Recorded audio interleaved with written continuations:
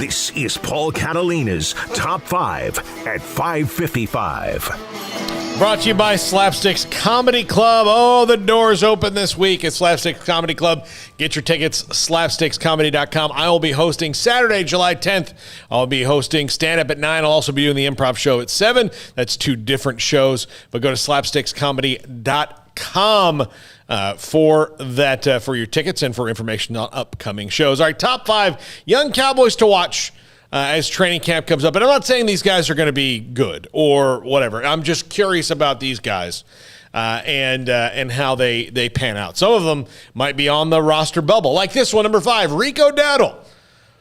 Running back. The Cowboys are going to need a third running back. He's kind of hung around the practice squad a couple years, he and Siwo Olanwu. And I have a feeling that Rico Dowdle, based on his skill set, is going to be one of the guys that Smokey gets tired of hearing about because he's going to do something in that Hall of Fame game, and the Cowboy fans will be like, whoa, they got to get this Rico Dowdle the ball. I'm already tired of hearing about it. Exactly. I keep thinking of Rico Gathers every time I hear Rico and the Cowboys. Yeah, I've heard Rico and how many carries did he have last year? 2? None. Okay. Yeah, none. Maybe 2. I mean, he's a fullback. Not yet, no. Who's the other guy you mentioned? Siwo Olanwu. From TCU. Yeah. Okay. Oh, that's a big dude right there. Yeah. And I always wondered why he wasn't more productive. That's a hard dude to get down. He tore up Baylor about 3 years ago or whatever. So we'll see what happens with those two guys. I probably should have put them like slash on this number. Number 4, Cedric Wilson, who is right now, by all accounts, the 4th wide receiver, and a guy who Dak Prescott makes look really good. He's good on special teams, but he's nearing maybe the end of his run with the Cowboys. And he might look. Dak Prescott might make this guy, $8 million in a signing bonus going to another team. But I'm curious to see what they get out of him this year because they're actually Mike McCarthy found some clever ways to use him. So you liked Cedric Wilson last year. Yeah, I did. He threw 2 passes last year, by the way, and almost had one. Was a big one. Was it, or did he get one picked off? What was that one play? He did one picked off. Yeah. No, I like him. I am what I don't understand. Watching the NFL, and you see teams that struggle even sometimes with a number 1 receiver or a 2, they have all of theirs make plays. You really think about this. Like Michael Gallup's their 3rd best. You got Cooper, Lamb, and Gallup. But Cedric Wilson makes a play. Then you got the dude from Ohio State, he might make a play. I'm not saying they make a lot, but they seem like they really have players make plays that otherwise you'd never hear of. Yeah. Number 3, Reggie Robinson, cornerback drafted last year out of Tulsa. They moved him to safety, back to corner.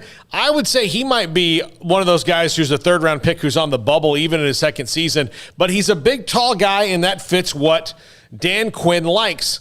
And, while he's not going to break the top 4 at cornerback because that's, Jordan Lewis, Anthony Brown, Trayvon Diggs, and Kelvin Joseph, he's got a chance to maybe do something in this offense. Plus, they drafted Nahshon Wright in the 3rd round, a guy that apparently has shown something. So Reggie Robinson, someone to watch and figure out, does he really have a place on this team? Yeah, I heard a little bit about him last year. Did he do anything? No, that's the thing. It's a 3rd-round pick who didn't. Yeah. In a defense that had a terrible secondary, they couldn't get him on the field. Yeah, that makes you nervous. But again, you're talking about a guy coming from Tulsa, a rookie. Yeah. We'll see. Yeah. Number 2, Ronald Carter, defensive end that they spent a lot of money to get away from the Colts. And not let him sign over there. They're going to need. Never heard of this guy. Yeah, but they spent. And the reason I put him on the list at number 2 is they spent a lot of money. He's one of those guys in that Blake Jarwin category that they spent a lot of money to keep because they like him, and it worked out in Blake Jarwin. But they need a rotation on the defensive line at defensive end.